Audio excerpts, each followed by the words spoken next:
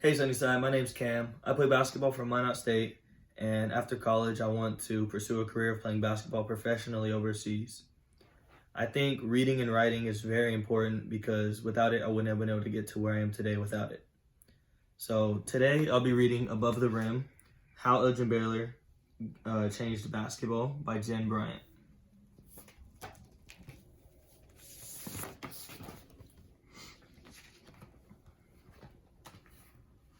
On a steamy summer day in 1945, a boy and his brothers played stickball in the street.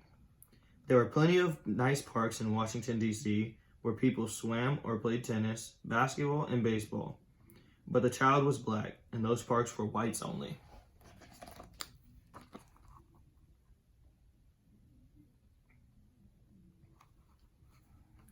Sometimes, late at night, when the city was asleep, the older boys tunneled under the padlocked fences and played there anyways.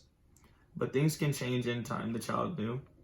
Time was important. That's why his own name, Elgin, came from his father's favorite watch.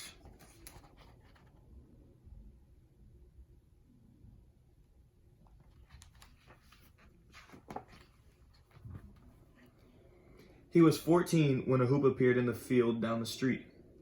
And this time, there was no whites only sign. It wasn't fancy, just a place to play basketball. A fine game of skill, strategy, and running back and forth. A flat-footed game as level as the court itself. Now Elgin and his friends could play it too. At first, they didn't have the right equipment, so they played with a tennis ball.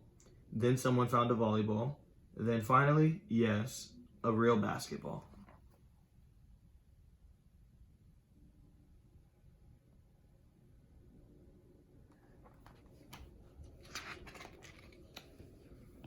Some of the older boys were very good, and they knew it. Hey, you see that shot I made? One bragged. That's nothing. You see the shot I blocked? Another boasted. Oh yeah? Well, you just try and slide by me, another challenged. Elgin heard what they said, but bragging was not his style. On the court, he let his body do the talking.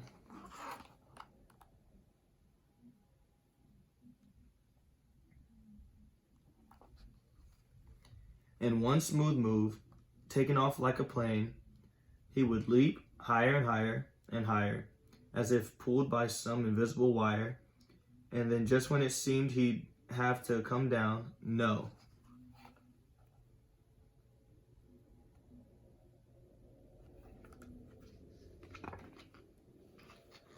He'd hang there suspended, floating like a bird or a cloud, changing direction, shifting the ball to the other side, twisting in midair, slashing, crashing, gliding past the defense, up, and above the rim. And with the flick of his wrist or the roll of his fingertips, he put the ball in.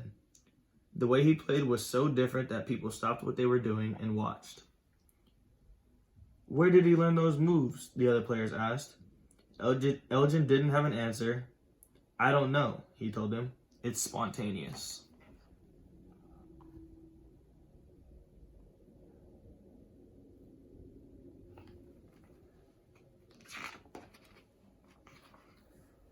Elgin grew taller and stronger.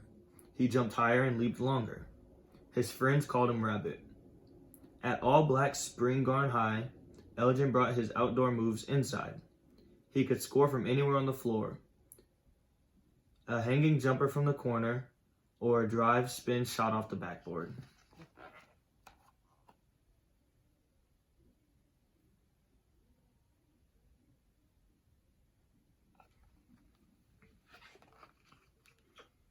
He's unstoppable, the other teams complained.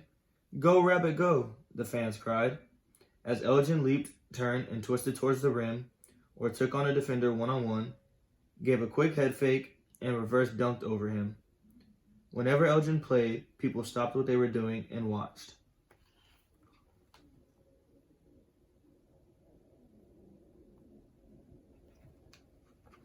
After high school, Elgin wanted to go to college, but the DC colleges wanted whites only. You should come out west, said a friend who went to college of Idaho. So Elgin did.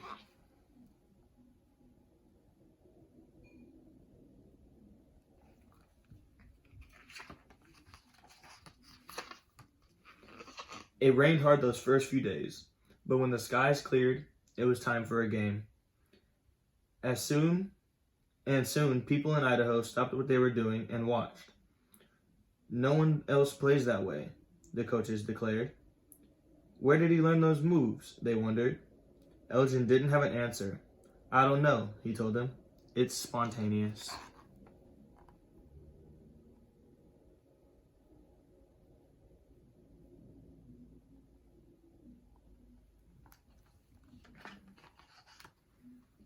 That winter, Elgin led his college team to a victory.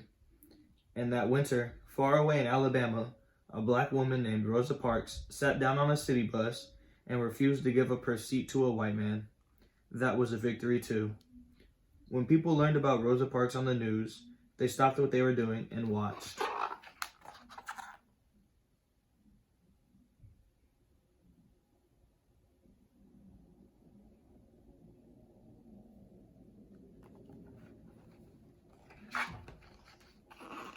Later, Elgin transferred to Seattle, where he led his team to the 1958 college championship finals.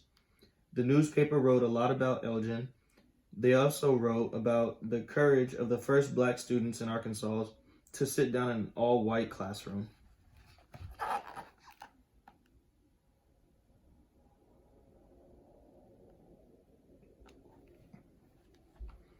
All across the country, people stopped what they were doing and watched.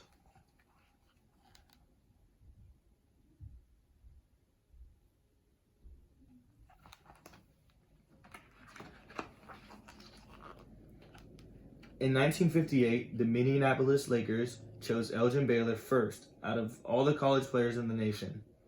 Elgin Rabbit Baylor was now a professional athlete, but in those days, being in the NBA was not like it is today.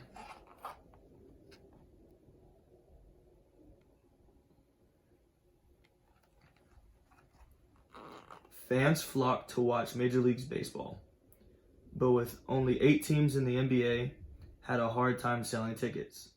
The players didn't make much money. They traveled long distances in loud clickety-clack trains and slept leaning over in their seats, their long legs jammed underneath. Sometimes they flew and made over cargo planes. They played back-to-back nights and washed their uniforms in hotel bathrooms. They slept on beds that were way too short. They played when they were injured or sick.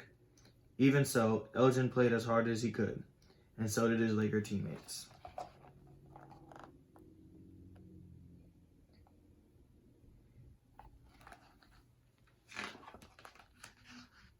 Meanwhile, another team gathered in the basement of a church in Wichita, Kansas. They practiced sitting down and not fighting back, even if they were bullied and harassed.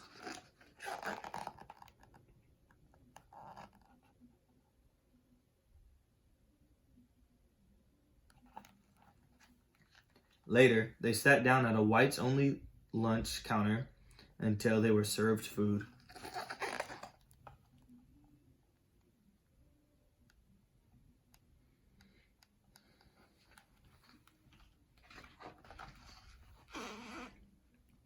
But change came slower elsewhere. That winter in West Virginia, when the Lakers needed a place to stay overnight, every hotel said whites only. So Elgin and his teammates said, no thanks. The whole team checked into Edna's guest house, where anyone was welcome. They were hungry. Where could they eat? Downtown, all the nice restaurants were whites only.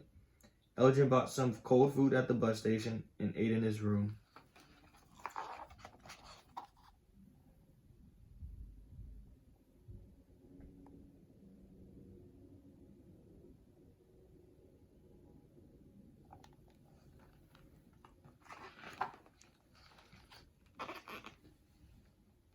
That night, as the players suited up and walked onto the court, Elgin sat down before the crowd without a uniform. Why isn't Elgin Baylor out there? The reporters asked. It's not fair, the fans complained. We paid to watch the whole team. But his coach and his teammates understood. They were with him at the hotel. They knew he'd been turned away at a restaurant. I'm a human being, Elgin told them, and I want to be treated like one. Sometimes you have to sit down to stand up. and that's what Elgin did.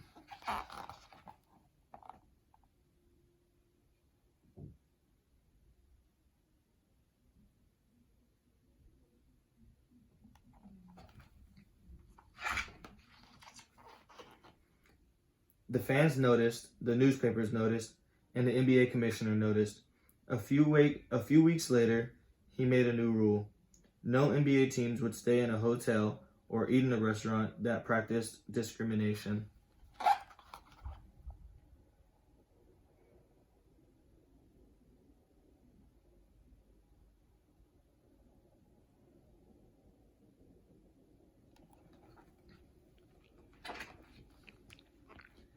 Elgin had already changed the way basketball was played. Now, by sitting down and not playing, he helped change things off the court too.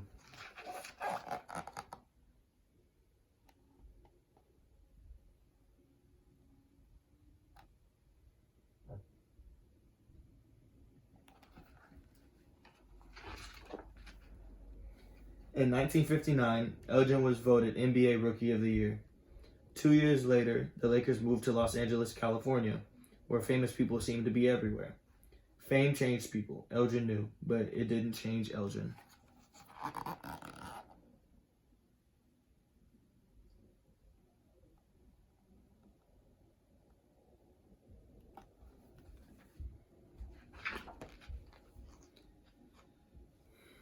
In one smooth move, like a plane taking off, he leaped, higher and higher and higher, as if pulled by some invisible wire, and just when it seemed he'd have to come down, no.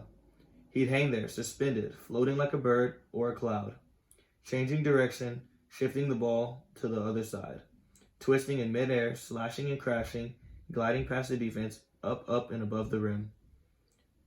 And with the flick of a wrist or a roll of the fingertips, he put the ball in. Wherever Elgin played, people stopped what they were doing and watched.